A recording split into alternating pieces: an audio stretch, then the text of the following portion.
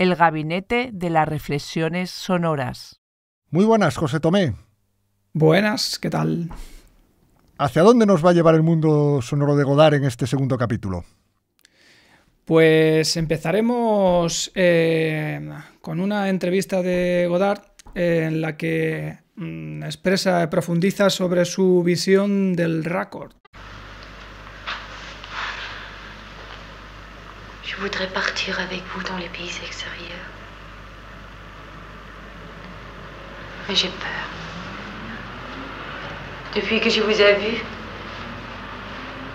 je ne suis plus normale. À quel moment j'ai dit pourquoi avec vous? Pourquoi? Non. Parce que... Vous le savez très bien, Monsieur Johnson. Non, je ne sais pas. À quel moment? Dites-le-moi. Très souvent. Hier soir, par exemple, dans le couloir. Cette fois-ci, c'est vous qui mentez. Non, quand je vous ai dit que j'étais amoureux de vous. Amoureux? Qu'est-ce que c'est?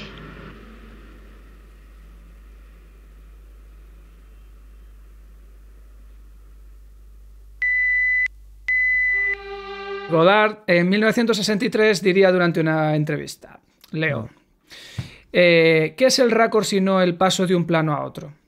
Ese paso puede hacerse sin dolor. Es el raccord que ha establecido en 40 años el cine americano. Aquí ya empezamos claramente con su guerra contra el cine americano, ¿no? Bueno, 40 años el cine americano. Ha fijado y refinado el principio del raccord preciso sobre el mismo gesto, la misma posición, para no romper la unidad melódica de la escena. Pero se puede igualmente pasar de un plano a otro no por una razón de escritura, sino por una razón dramática. Y está el raccord de Eisenstein, ¿no? Que opone una forma a la otra y las une indisolublemente. El paso de un plano general al primer plano se convierte entonces en el paso del modo mayor al modo menor en música o viceversa. En resumen, el raccord es una especie de rima y no hay razón para declarar la batalla de Hernani por saltarse unos pasos. Basta con saber cuándo, dónde, por qué y cómo. O sea, lo tenía clarísimo. Pues exactamente.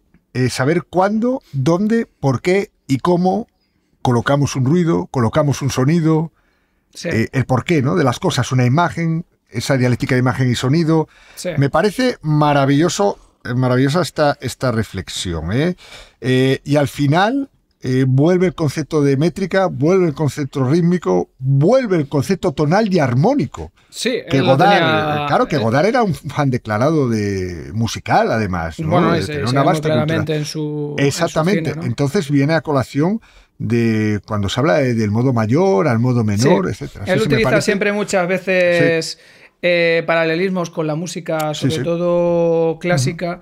Y él habla en muchos momentos de que le gustaría hacer una película, una banda sonora como si fuera una orquesta, ¿no? Una orquesta, Y poco a poco vamos a ir viendo que lo va consiguiendo.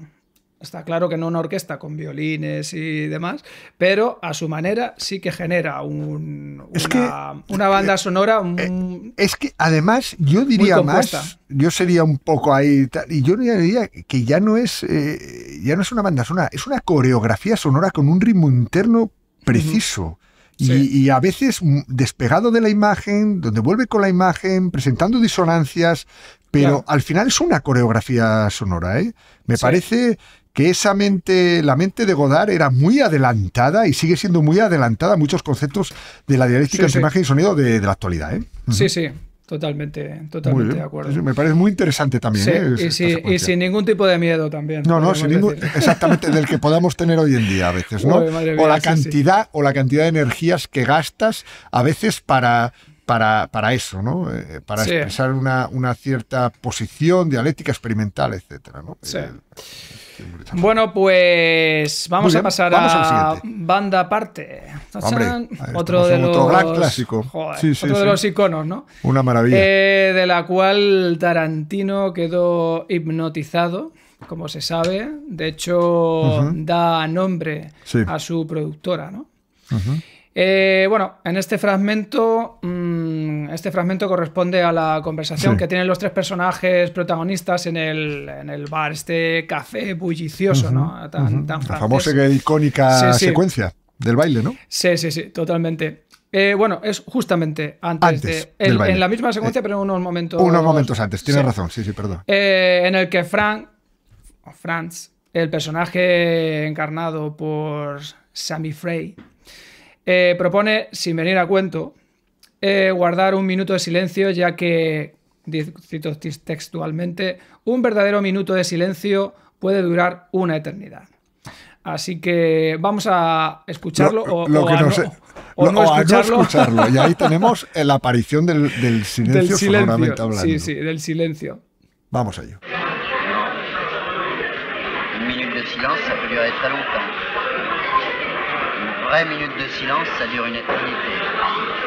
Ok. 1, 2, 3.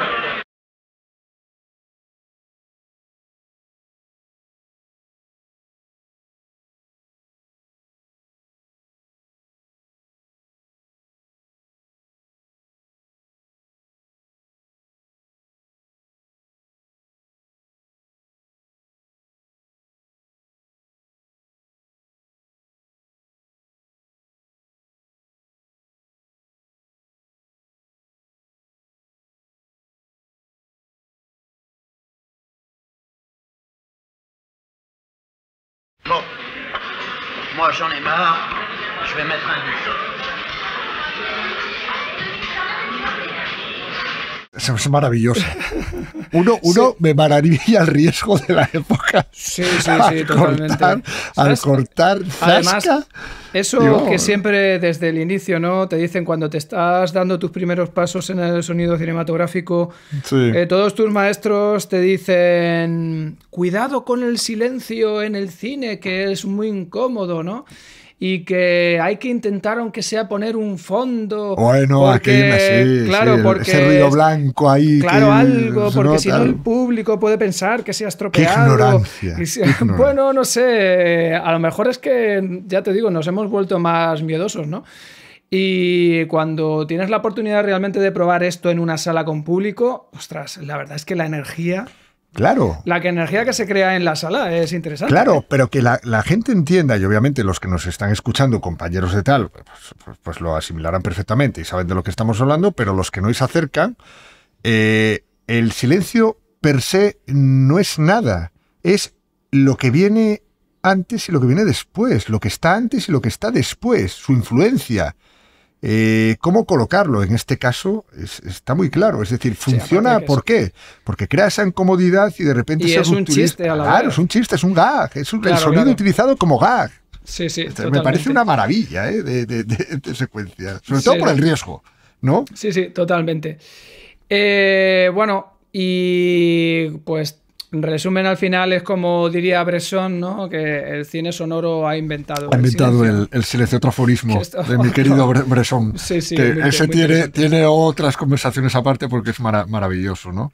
Lo curioso es que la sensación que puedes tener en realidad es que hemos esperado un minuto, pero en realidad son 35 segundos, que lo estuve midiendo, pero él ya lo dice, uno de los personajes, un silencio dura una eternidad, ¿no? Sobre todo, bueno, todos creo que hemos vivido ese silencio exactamente, ¿no? cuando te gusta una persona, ¿no? Y estás ahí, ostras, no sé de lo que hablar, ¿no? Pero el silencio yo creo que en el ser humano produce miedo más que incomodidad. Porque yo creo que exponerte demasiado al silencio es estar contigo mismo y los propios pensamientos a veces, ¿eh? Sí, bueno. Te puede incomodar muchísimo el silencio por eso. Es incomodidad, es miedo, es la propia vida, ¿no? Que no te permite esa pausa, esa reflexión que muchas veces no. Hay que tener en cuenta que en las culturas mediterráneas no llevamos muy bien el silencio. Llevamos más por bandera el ruidismo y la cacofonía. Sí, bueno, la conexión continua de oratoria, ¿no? De estar hablando, porque necesitamos esa ida y venida como de ideas, de energía, ¿no?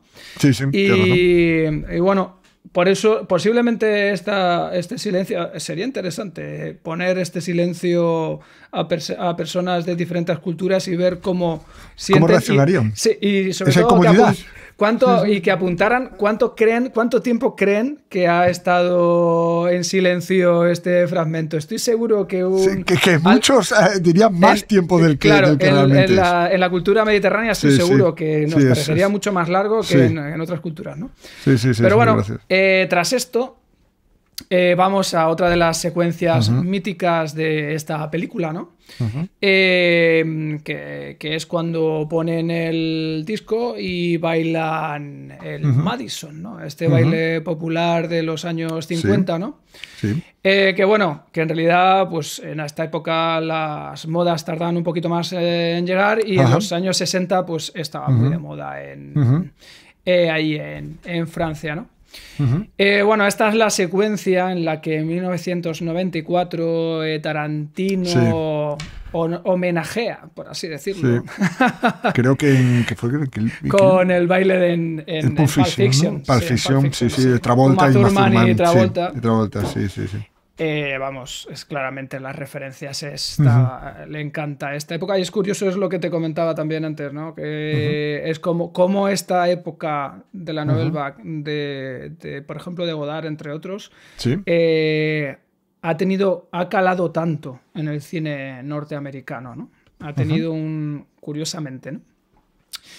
Y bueno, pues vamos a ver qué es lo que ocurre, por ejemplo, con la voz en off, que pertenece a Godard, al propio Godard. Él ya empieza a introducirse en sus películas dentro de este fragmento. Vamos con ello. Vamos con ello.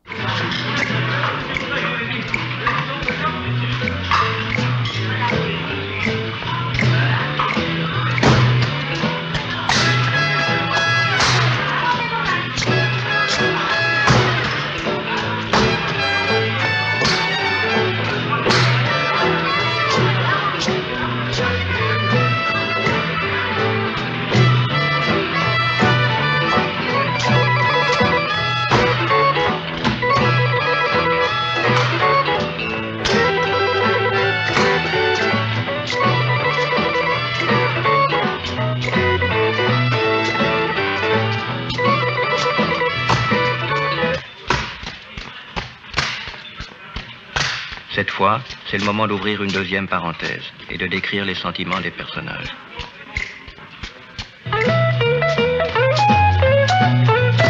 Café.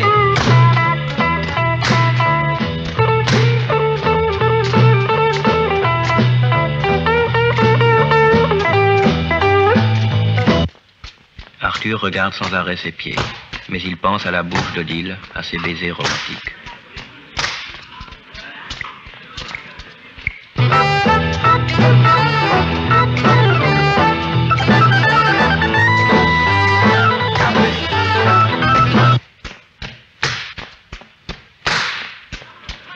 Odile se demande si les deux garçons ont remarqué ses deux seins qui remuent à chaque pas sous son chandail.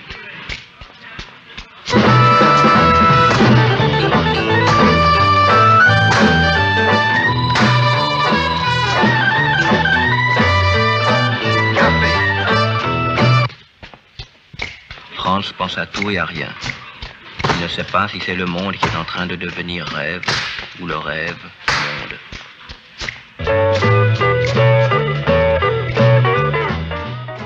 Aquí lo tenemos. La verdad que es una maravilla porque es curioso porque hace como una evidencia absolutamente el trabajo del sonido cinematográfico. Enseña todas las costuras de cómo funciona el montaje de sonido. Porque por un lado tenemos la música, por otro lado tenemos los pasos de los pies de ellos bailando, ¿no? El chasquido de los dedos. Tenemos el ambiente. Claro, tenemos el ambiente. ¿Y qué ocurre? De repente, genera un corte para introducir la voz en off del propio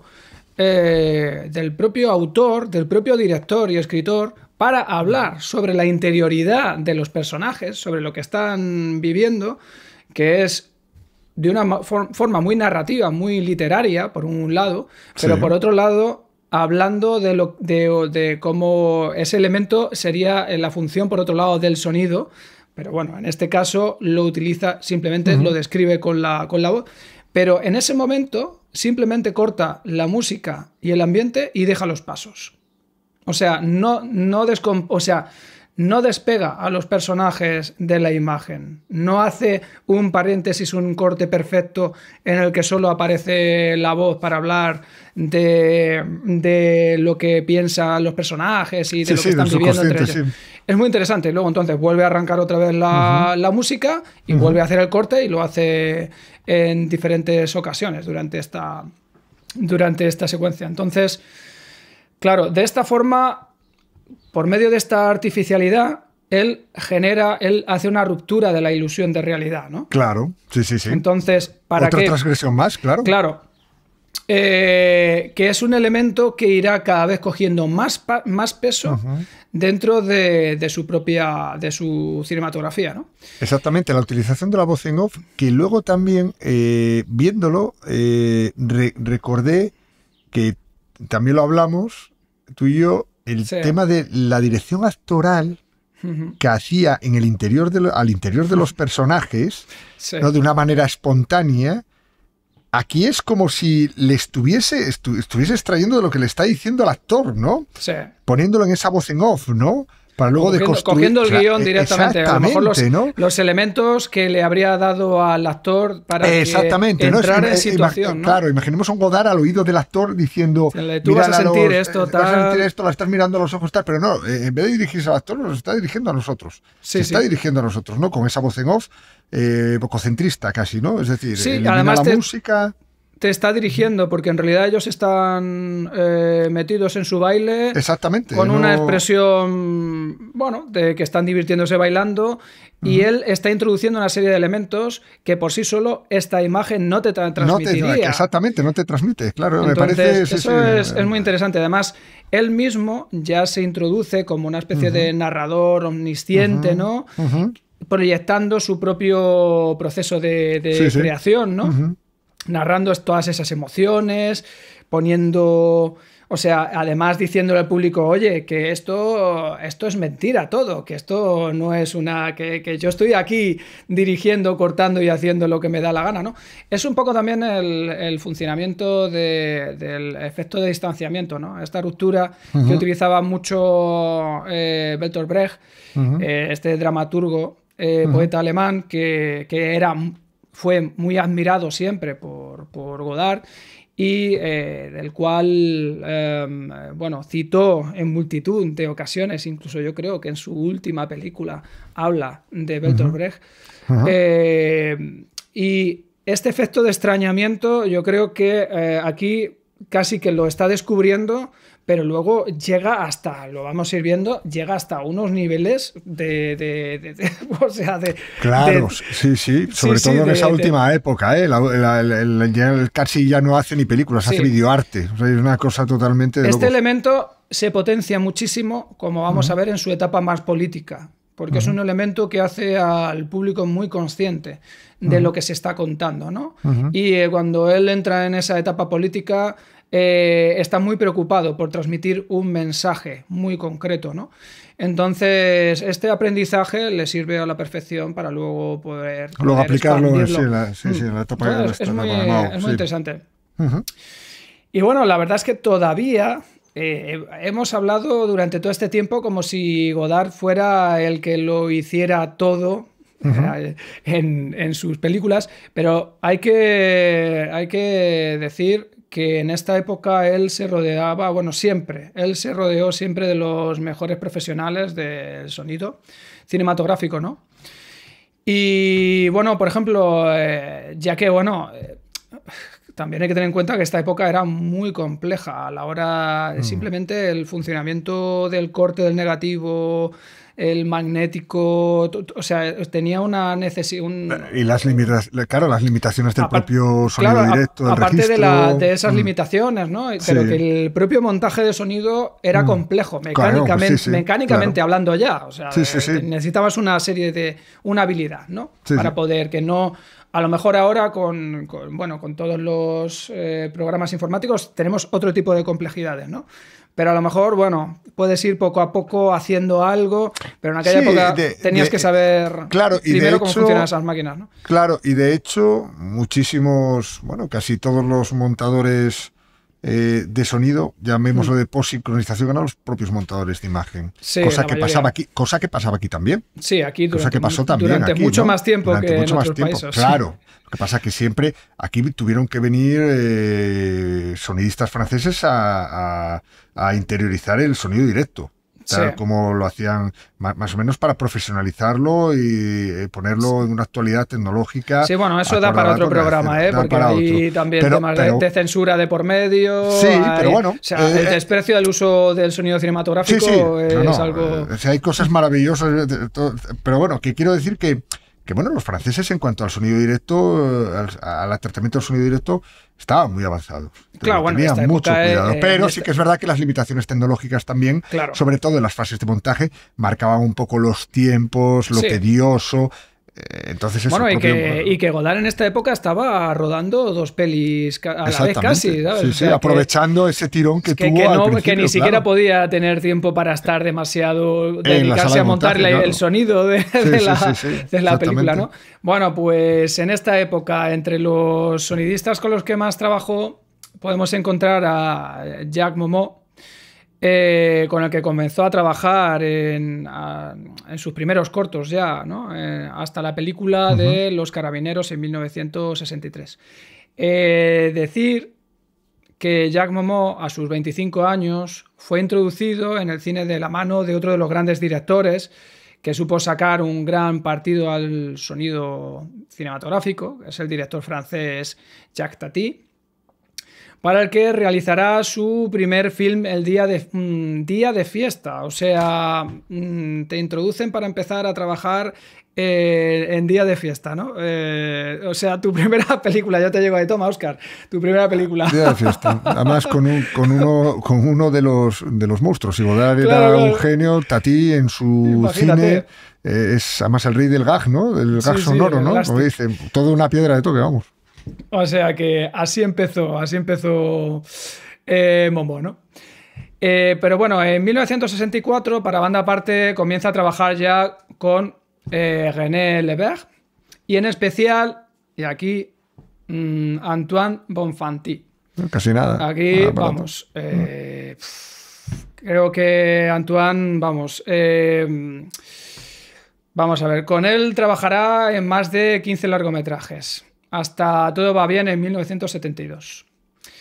Bueno, decir que Bonfanti fue el sonidista de cabecera de la Nouvelle Vague, colaborador habitual del documentalista francés Chris Maker, con el que comenzó a trabajar en La Jetée, o sea, otro de los grandes mitos de esta época, ¿no? En sus más de 60 años de trabajo realizó más de 400 proyectos, entre los que podemos encontrar, ahí, toma nota, Hiroshima Mon Amour, de Alain Resnais. Otra icónica, La felicidad. Sí, de La felicidad de Agnès Varda, en 1965. El último tango en París con Bertolucci. Vamos, o sea, que empiezas a mirar su filmografía y que te da un auténtico mareo de decir, madre mía, qué cantidad de grandes proyectos, ¿no? Y muchos de ellos, porque él se interesó mucho, ¿no? en la política y en el documental, así que en gran parte de su filmografía tiene que ver con este género, ¿no? Decir también que fue el pionero de la Escuela de Sonido Directo francesa y durante muchos años fue profesor de la Cátedra de Sonido en la Escuela Internacional de Cine y Televisión de San Antonio de los Baños en Cuba, a la cual le regaló y esto me lo han verificado varios alumnos, le regaló su Nagra 3 y su micrófono fetiche con el que grababa siempre todo, un Beyer Dynamic, el M160, que es un micrófono de cinta. Cardioide, que es poco habitual.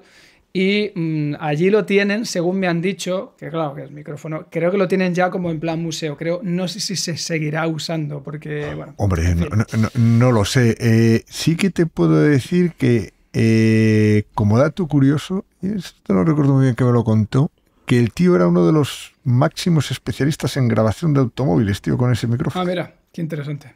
Flipa. Bueno, yo creo que en algún momento... Era increíble cómo utilizaba con un par de micrófonos de cinta, cómo grababa los coches. O sea, es que era las conversaciones en coches, tío, que era una auténtica maravilla, ¿eh? Bueno, él creó escuela de sonido directo y como maestro. Ahí está. En algún momento habrá que dedicarle también un programa, ¿no? Nos acercaremos, por supuesto. Sí. Yo creo que sí. Hay mucho de lo que hablar. En fin, y bueno, y con esto vamos a entrar en la etapa política, ¿no? De Godard, ¿no? Como sabemos, Godard era el rebelde dentro de la Nouvelle Vague, y en 1967 estrena La Chinoise y inicia su etapa más crítica y política con la sociedad francesa, ¿no? Totalmente convencido, o sea, era un maoísta totalmente convencido y apoyaba totalmente la revolución cultural china, que se había iniciado un año antes, o sea, que no es, o sea, él estaba ya en la vanguardia hasta de la política, ¿no? Ya en esa época. Hombre, quiere decir, a ver, es verdad que está muy influenciado por lo que ocurre en mayo. Es decir, claro. todo eso hace como un kick, mayo, ¿no? Claro, mayo ya es desemboca. O sea, todos estos movimientos del maoísmo y la revolución cultural china dan al final, desembocan en mayo de 68, ¿no? Bueno, para esta película adapta Los demonios de Dostoyevsky a su manera, una manera muy, muy libre. Y bueno, he creado pues un film lleno de reflexión crítica sobre el papel de la juventud y la izquierda en los movimientos sociales y políticos, ¿no? He seleccionado un fragmento que creo que define bien esta película, que a mí me parece bastante compleja por momentos, ya que usa un continuo distanciamiento, ¿no? De fragmentación para que te llegue ese mensaje político, y es una película que tiene tal cantidad de información y de texto que tienes que dedicarle su visionado en varios momentos o fragmentado o algo, porque es que hay un momento que te sobrepasa, ¿no? Toda esa información. Así que nada, vamos a ver este sonido de René Lebert y en La Chinoise. La difficulté de la réponse a été bien perçue par Rosa Luxembourg. Et comme cette belle fille se troublait, comme elle rougissait sans comprendre ce qu'on voulait lui dire. Pourquoi ? Parce que les théâtres et les cinémas, on doit payer, alors que l'armée est gratuite, alors que ça devrait être le contraire. Les spectacles devraient être gratuits et ceux qui veulent faire la guerre, parce qu'il y en a beaucoup, devraient payer très cher. Quand on dit que les accords de la gauche poignardent le Vietnam, ou que la presse du Parti communiste... Tout le monde parle des crimes et des exagérations des gardes rouges pendant la révolution culturelle. Écoute ça, c'est formidable. Écoute. La première sortie en amoureux de Juliette et Pierre leur ouvrit les portes d'un monde magique, nouveau. Le monde des mots que personne n'avait prononcé avant eux. Mao, Mao!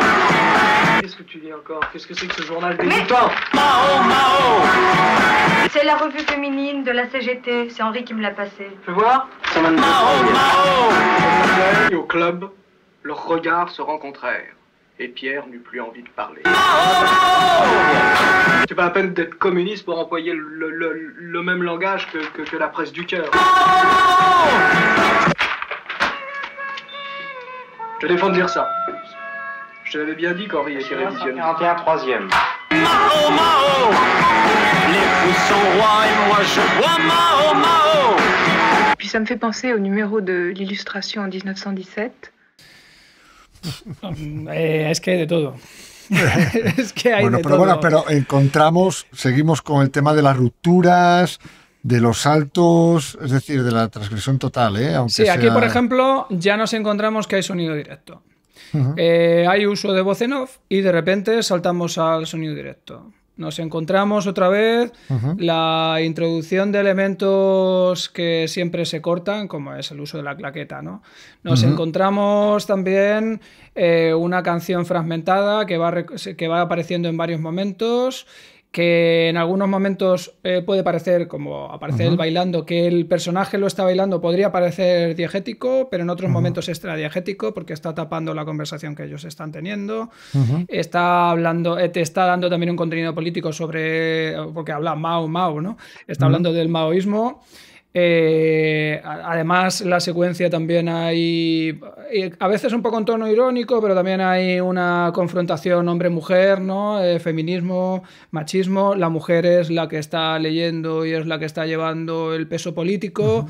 O sea, este fragmento ya da para poder hablar de la cantidad de capas de nivel de significados que está metiendo en un fragmento que, bueno, que muchas veces, claro, esto se pierde entre una multitud de una película que es densa y a veces, si no te paras a analizarlo, bueno, entras dentro de la narrativa y a lo mejor no eres consciente de todo eso, ¿no? Sí, claro, porque son como pequeñas cápsulas, ¿no? Dentro de una gran nave que es la película, ¿no? De la Chinoise, que es eso, que es compleja, es densa, y son como micromundos que hay dentro, ¿no? Fíjate todos los elementos que has citado en esta parcela, en esta secuencia, ¿no? Sí, y el humor, ¿no? Y hay un montón tiene mucho humor también, ¿no? Porque me llama, además, y volvemos a encontrar métrica, musicalidad. Sí. El tono mayor, el tono menor, la diégesis, la extradiégesis utilizada con una maestría tremenda por el rupturismo y por las disrupturas que plantea, ¿no? De repente mete ese mensaje político de Mao, ¿no? Sí. ¿Sabes lo que te quiero decir, no? Y luego tienes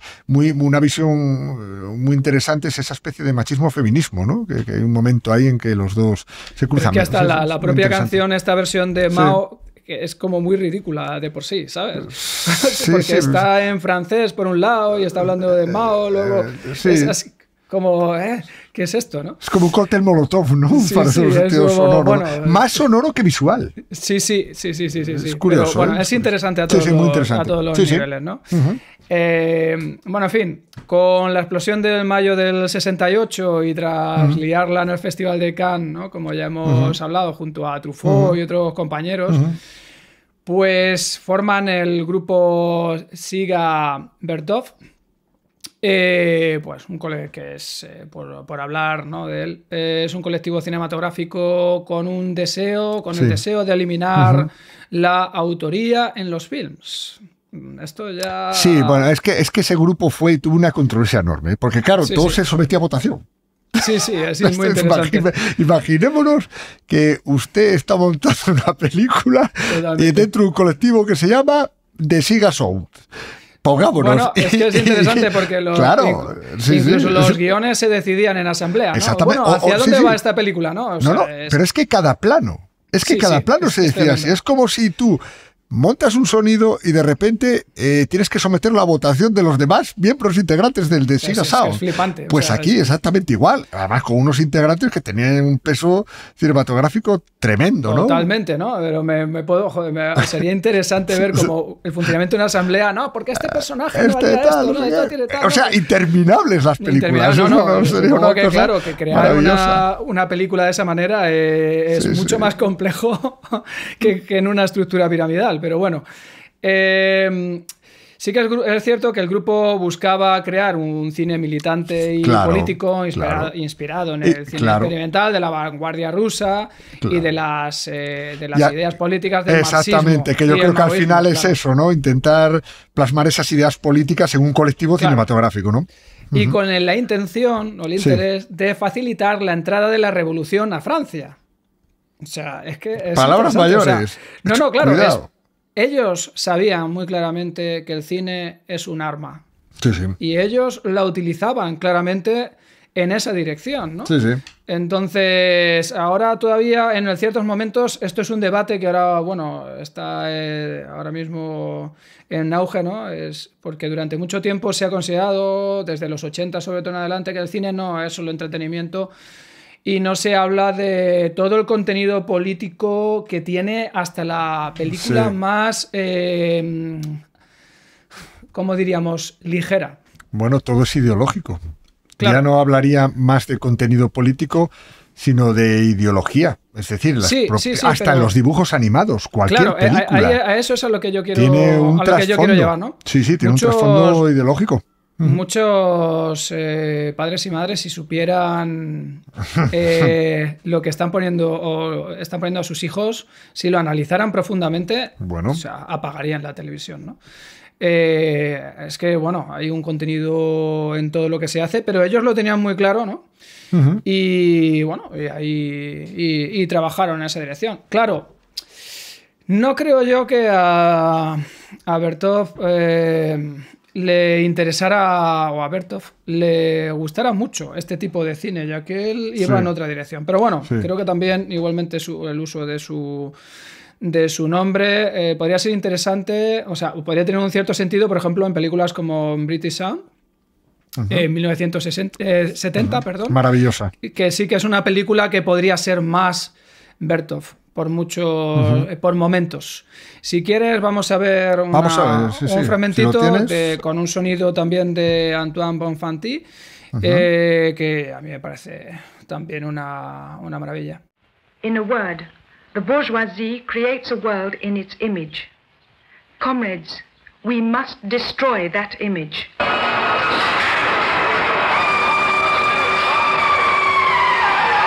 spectre is haunting Britain, the spectre of communism.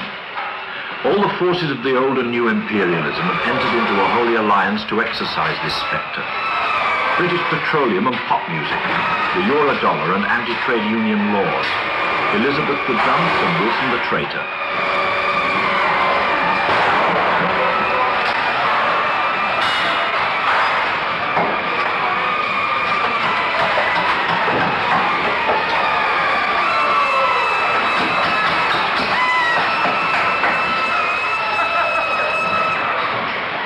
The bourgeoisie has destroyed all human relationships except those of naked self-interest and the callousness of cash on the line and the never-never.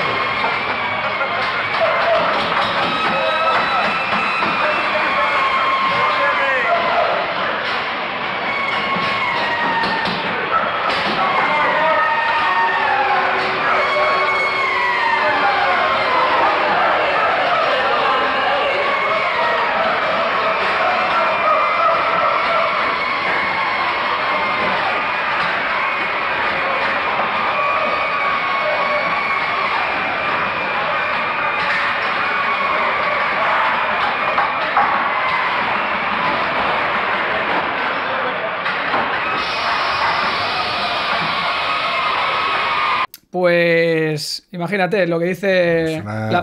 Para mí es una de las secuencias icónicas. Sí, totalmente. Con respecto al sonido, al peso del sonido. Sí, bueno, ese movimiento, es que además esta secuencia dura como 10 minutos. Exactamente, de la película con ese movimiento lateral, que yo creo que no es un traveling, que es un movimiento de una persona caminando de lado, ¿no? Porque va la cámara como... Un poco de tiemble, ¿no? Claro, sí, y como que va ahí... como pues a tironcillos, ¿no? Y con sonido directo de todo lo que está ocurriendo, ¿no? Además dice, la burguesía crea un mundo a su imagen. Camaradas, debemos destruir esa imagen. Mientras atraviesan la bandera del Reino Unido con un puño, con el puño del saludo comunista. O sea, es que eso ya es una forma de comenzar un documental político como, uy, madre mía, más claro no te lo puedo dejar. Sí, es verdad, ¿no? Y además, fíjate también la voz en off, la situación y la mezcla con respecto al directo también, sí.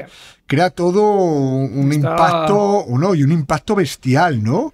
Crea un sentido emocional del mensaje tremendo, ¿no? Más allá del contenido del texto, ¿no? De la voz. Incluso parece que esa voz masculina que va ahí lanzando toda la ideología o exponiendo, ¿no? Toda esa ideología marxista, que además está hablando de, bueno, de la situación actual, bueno, de la situación laboral, que se parece bastante a nuestra situación actual, ¿no? Parece que incluso en eso han sido como marxistas, en el sentido en que la voz en off normalmente siempre es imperante, es la reina, no hay nada que esté a su altura, siempre lo demás está por debajo, y en cambio en este momento la voz en off está casi a la misma altura o a la misma altura que el sonido de la propia cadena de montaje. Claro, es que incluso en la secuencia que pudimos observar antes de Band Apart, esa voz en off que sale un poco de la cabeza del actor, de unos actores, ¿no? Sí. La estás mirando tal. Tampoco es que domine, sino que es un mero elemento del juego, ¿no? No pretende tampoco nunca godar con la voz en off para mí ser como omnipresente, ¿no? Sí. Sino que ese mensaje sabe muy bien meterlo junto con todo lo demás, ¿no? Dentro de lo que sería la banda de sonido, ¿no? O sea, de los elementos sonoros, ¿no? Sí, bueno, es una estética. Él lo usa así, es verdad que la voz en off tiene una capacidad de generar como una ruptura. Atención, claro, de dirigir la atención, claro. Es un poco dirigir una atención plena y generar una ruptura con casi con lo que estamos viendo, a no ser que sean unas voces así como muy sosegadas o que sea algo así de estilo Amélie, ¿no? Como que te va haciendo una introducción y te va contando un cuento sobre lo que vamos viendo, ¿no? Que va narrando expresamente lo que vamos viendo, ¿no? En este caso estamos viendo una cadena de montaje, ¿no? Y él está hablando de una situación política. Entonces, en realidad está hablando sin hablar de la situación que está viviendo esta gente de la cadena de montaje o de los trabajadores en general. Además es muy interesante porque esa especie de voz de inicio, cuando está tan metida en el fondo, ¿no? de la grabación del directo, parece que es allí mismo. Sí, parece que está puesta allí mismo, ¿no? Sí, total. Lo que la hace más creíble todavía y más directa en su mensaje, ¿no? Es muy interesante, sí. Bueno, yo creo que vamos a pasar a otro fragmentito, ¿no? Que, bueno, en el que... bueno, aparte del texto es también un trabajo, es un juego de voces entre hombre y mujer. Vamos a ver otro fragmento de esta película.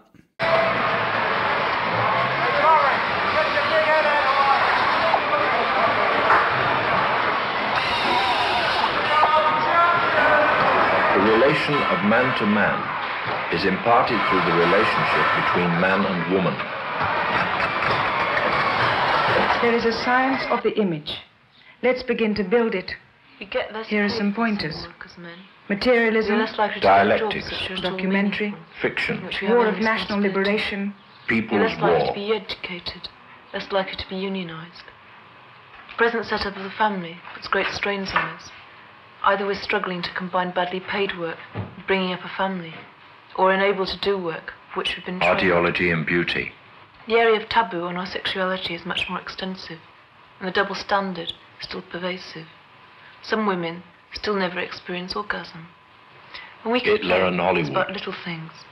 We want to drive buses, play football. We don't want to be brought with bottles or invited to exploitation of women. We don't want to be wrapped up in cellophane and sent off to make tea or shuffled into the social committee. And when you complain about the little things, you get stuck in the little things. It's difficult to get out of them. Difficult to get beyond them. The jungle of sex. They can be dismissed because people say, well, you're just trying to be as men. But it's the little things Virgin land. Which happen to you all the time, every day, wherever you go, all your life, which make revolutions. Revolutions are about little things. It's here that the subordinated relates to the problem of women. It's here that discontent. The problem of the farm labourers. Here the experience is felt. It's expressed, articulated, resisted. Through the particular. Man. The particular city, pummels you gently woman, into passivity. Country. So that you can't even see beyond the little things, beyond the particular. We don't know how to find one another or ourselves.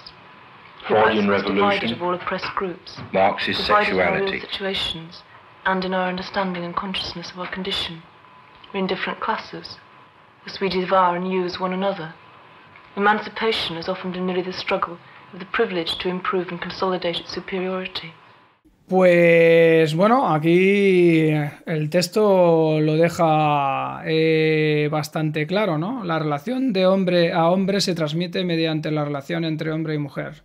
hay una ciencia de la imagen, construyámosla. O sea, están trabajando a dos niveles dentro de su marxismo. Están trabajando, por un lado, en el lado político puramente del espacio laboral, y por otro lado, están trabajando en crear una nueva forma de, digamos, una nueva narrativa en el cine documental, ¿no?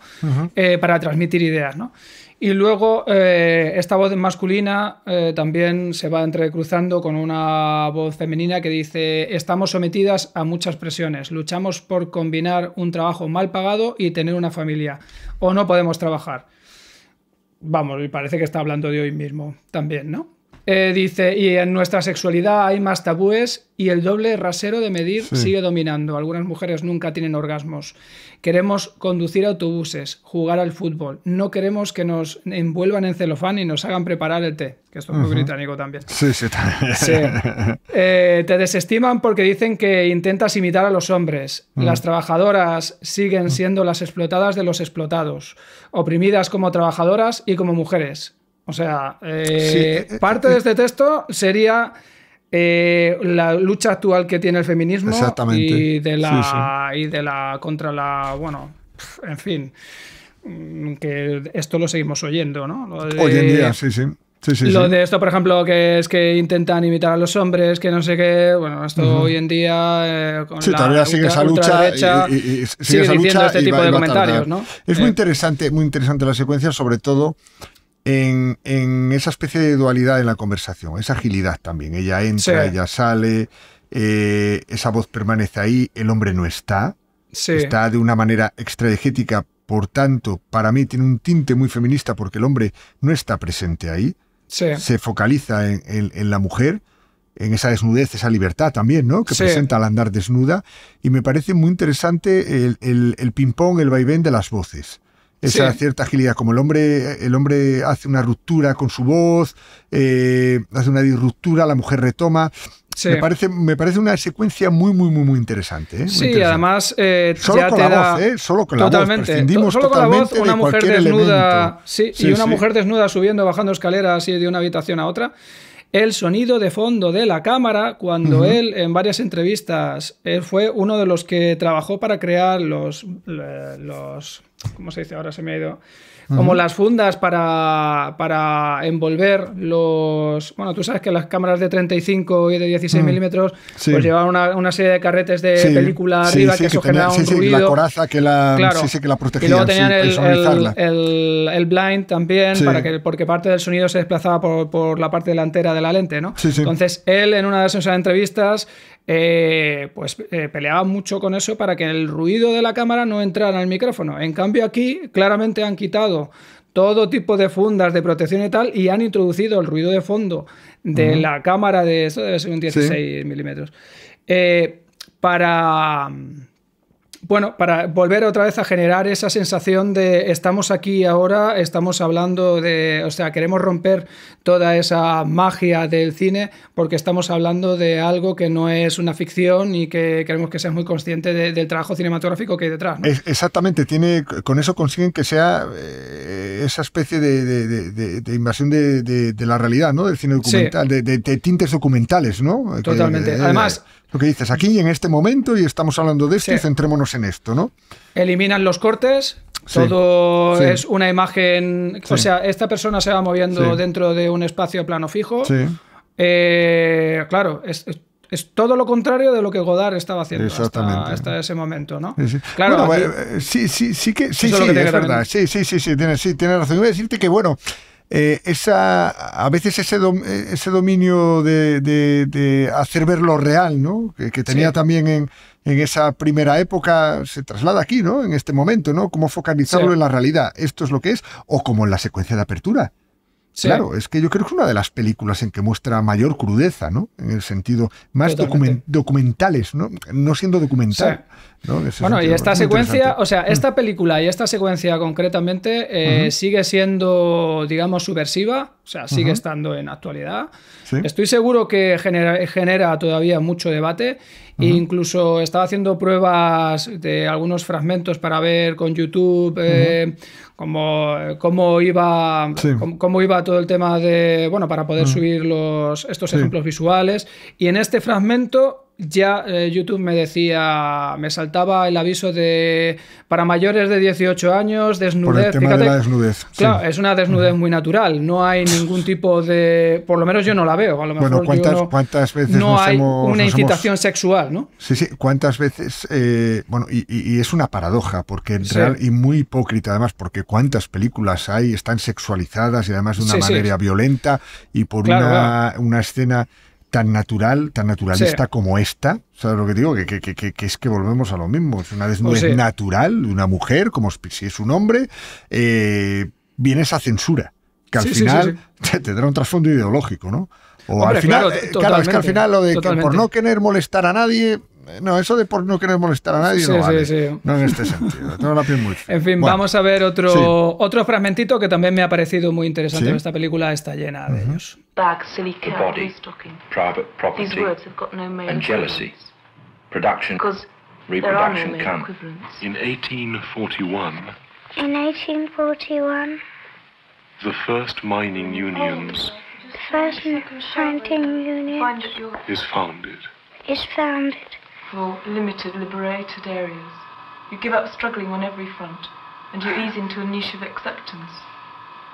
You become the educated housewife with your cooking recipes, or the image of a suffragette, which is a distorted image, tweedy, sensibly shod battle axe with a severe hairstyle and deep voice, advancing aggressively on the male world in the boardroom. The sexual version of this is the retreat into lesbianism. It's a profound distaste for the male. Emancipation becomes simply doing without men. Sexuality is another retreat. Because you haven't had the choice, the free choice of what to do with your bodies, because they've been part of somebody else's belongings. You prove that you have got control, that you are liberated, simply by fucking. But if you can't extend the definition of your constraint beyond this, you're in an even worse hang-up. Because you're just caught. You're reacting. Well, she says not that's because not emancipated enough just to go around fucking. You're reacting not because you're trying to say, I want to be something else. Did a chick think? You're just reacting to in what 1911, in 1911, it's not enough. Liverpool Town Hall is stormed by strikers. They forget. Is stormed by strikers. You're trapped within a system. And their wives. You're trapped economically through your class. And you're trapped. Conceal your sex. Because Times, you're Pravda, still Figaro. reacting to the definition. Keep the existence of else. Workers' Council secret. BBC, Marxists Radio always Moscow, stressed France when they Inter. talked about the subordination of women, that it's part of the total, mutual, devouring process called capitalism. They've said that capitalism forces people to eat each other. Miniskirt and counter-revolution. The false relationships between men and women and men are part of this process. But sometimes this has been twisted into a rather glib The justification. revolutionary silence of lovers. Es muy interesante la continua lucha, ¿no? Con la inclusión de esa voz de la niña, ¿no? Sí. Es que hay a nivel puramente de grabación es interesante porque por un lado estoy seguro que esa voz en off de mujer que está hablando, ¿no?, sobre el feminismo y cómo el capitalismo influye en las relaciones entre hombres y mujeres, ¿no? Estoy seguro que eso está siendo leído en el propio set, bueno, en esa habitación, ¿no? Y a la vez están grabando lo que la actriz que sigue desnuda, que también, bueno, ella es interesante de por sí porque está hablando de una serie de cuestiones personales y la vemos totalmente desnuda, o sea, como que no hay ninguna máscara, no hay nada, ¿no? Hay pureza ideológica por su parte, ¿no? Y ella a la vez está hablando con alguien por teléfono, ¿no? Entonces, claro, ahí ya empezamos a jugar con diferentes capas de significado, ¿no? Por un lado, claro, tenemos como si fuera un diálogo mental, ¿no? Como si lo que esa voz está expresando pudiera ser lo que a ti tú dirías en un momento como ese, o como lo que has pensado antes. Otro lado puede ser que es un narrador externo, ¿no? Por otro lado, tenemos una voz masculina que se oye desde el teléfono. y ella está hablando de forma amistosa con él a través del teléfono. Entonces, hay como... Sí, hay diferentes planos que sí, pero bastante ideológicos cada uno de ellos. Porque no, todo. La conversación de ella con el hombre del teléfono es totalmente antagónica a la conversación que mantiene la niña. Parece que parece dogmatizada por la voz masculina que le está leccionando. Totalmente, incluso es antagónica a la voz de mujer que está hablando sobre el capitalismo exactamente, sí. Incluso la propia voz masculina, como tú apuntas, que está lanzando, digamos, el ideario marxista, también entra en contradicción, porque cuando vemos el sexo de la mujer, le dice tápate. Pero a continuación, que por otro lado es un poco la contradicción también del hombre de izquierdas, ¿no? Sí, es maravilloso, es maravilloso como en una secuencia hay tantas incongruencias y contradicciones, ¿no? Ideológicas, pero yo creo que buscadas, intencionadas totalmente, ¿no? Sí, me parece es el machista comunista, ¿no? Claro, por un lado... ojo, y aquí vemos la amplitud ya de la utilización de la voz en Godard, Ya no solo la voz en off, que la hemos ido viendo, pero ya... de una manera actoral, en ese sentido, ¿no? Sí, la verdad es muy interesante. Se puede ver de muy diversa...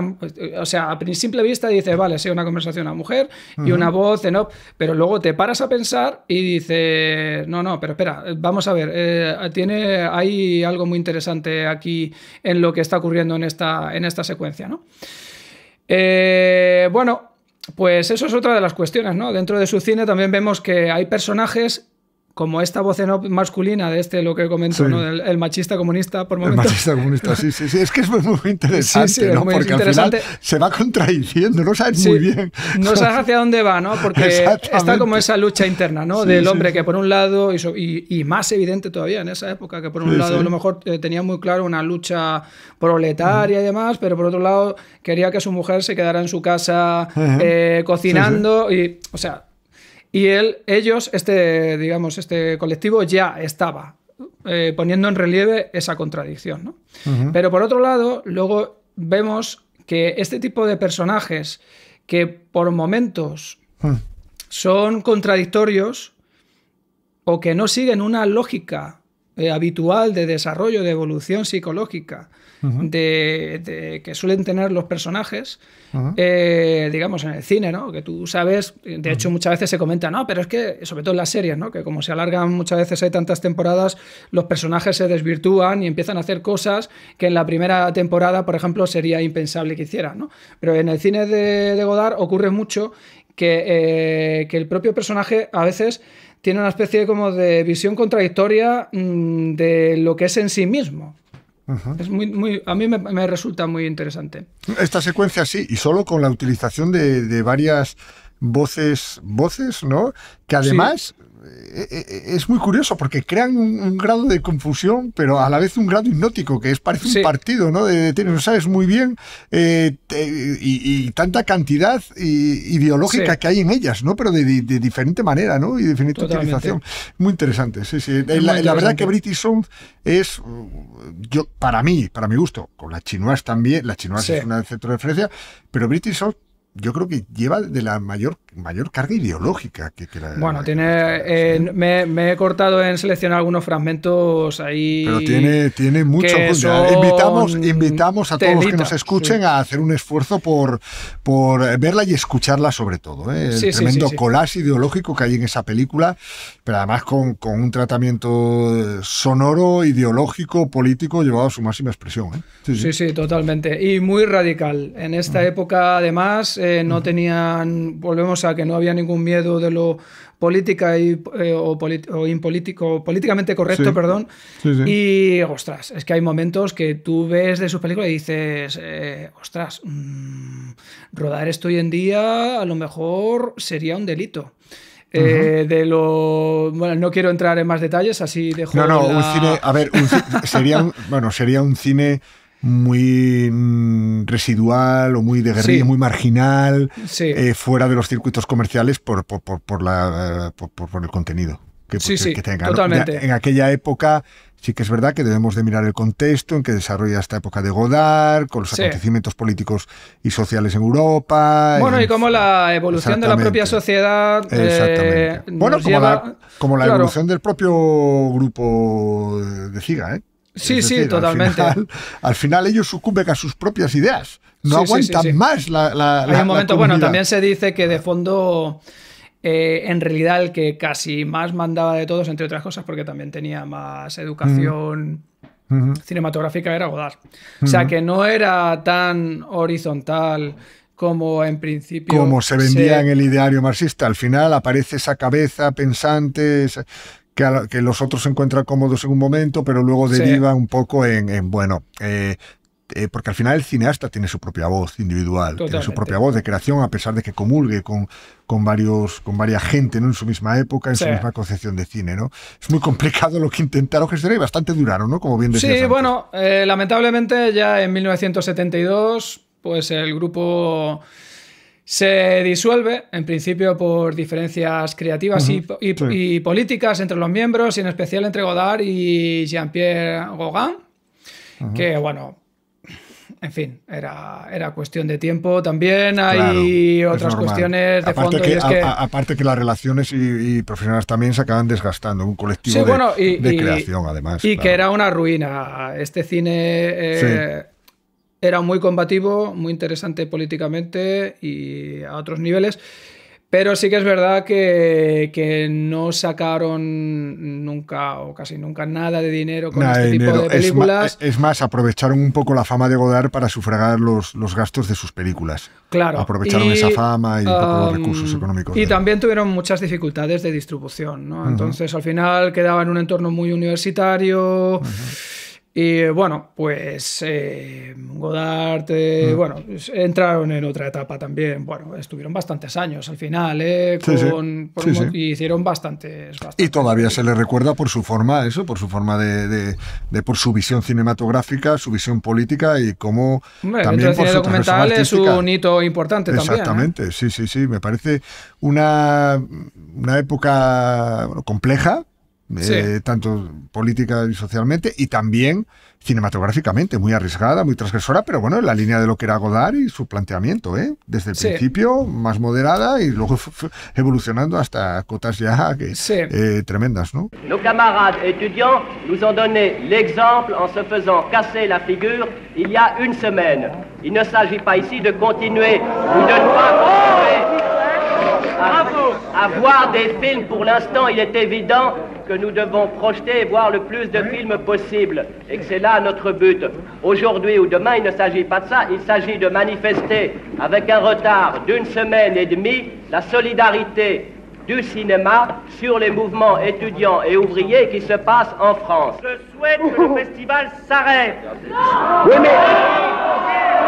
Je vous parle solidarité avec les étudiants et les ouvriers et vous me parlez travelling et gros plans. Vous êtes Y bueno, y con esto terminamos por hoy. Ya continuaremos en este recorrido de la larga trayectoria cinematográfica y desde el punto de vista sonoro de Godard.